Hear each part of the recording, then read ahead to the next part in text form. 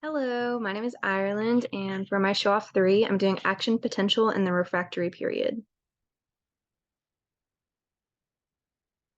Okay, so the basics of the action potential, the neuron is at rest at negative 70 millivolts, and it has a negative charge.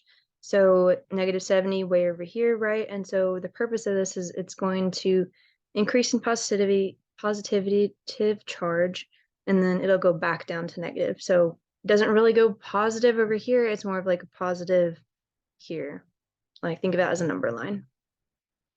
So what it's going to happen is the dendrites are going to receive a signal. Dendrites are right here. The signal is processed by the cell body, and then it shoots it across the axon and then over to the axon terminals to send the impulse other places. Okay? The graded potential is the process that allows the channel or that opens channels by the signal. And that's kind of represented by this picture here. As you can see, all these ions are being are going in and out these channels here and changing the charge of the neuron. And so the channel allows chlorine and potassium and sodium to pass through. Chlorine and potassium are negative, so they're going to exit to make this neuron more positive during leading up to the action potential. The sodium is going to be positive, and so it's going to enter. And this change causes the neuron to become more positive.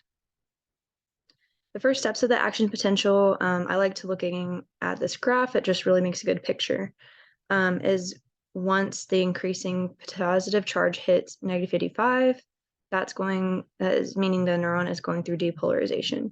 So here's our resting state at negative 70. You have a stimulus, and it increases, hits this past this threshold of negative 55, and this is your depolarization where the charge is becoming more and more positive.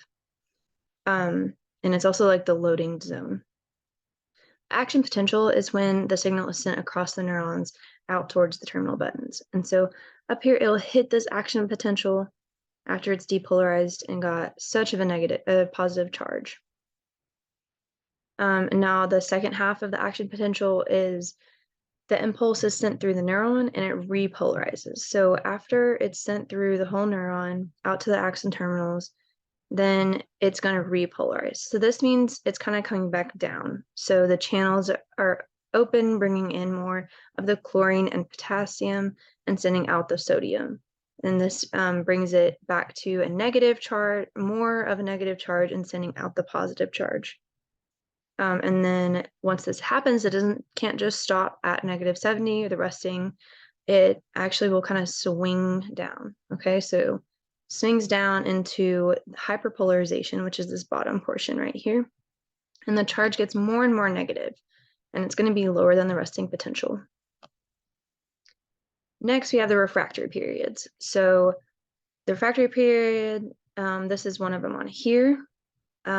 This happens during repolarization. A neuron cannot attend any other signal, and it's only one action potential at a time. Okay, so we have starting out the absolute refractory period, and this is after the action potential and before the resting potential. So that's going to be on this little line right here. Okay, and it's like coming down to rest. Okay, and this is when it's gaining more of a negative charge, and this takes about 0.8 milliseconds. And during this time, like I said, neuron cannot receive any signals.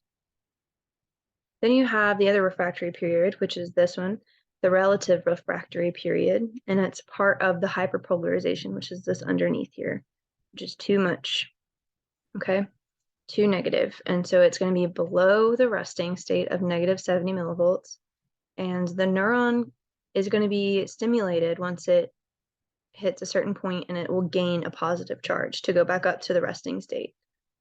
How we can remember this is like, for the absolute, we're going to say absolutely negative, and it's going to go super negative, okay? But we got to remember that's like this down portion here.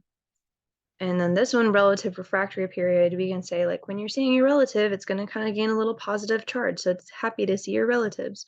So it's relative because it's going to come back up a little bit more positive than the straight hyperpolarization.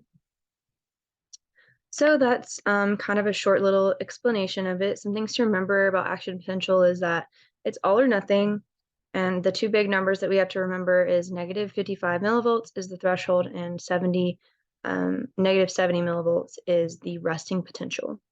Those are two really big numbers to remember.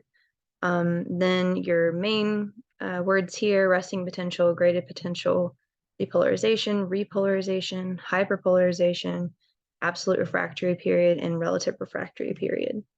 The best way that I've learned this is through the graph that I've been showing. Thank y'all so much.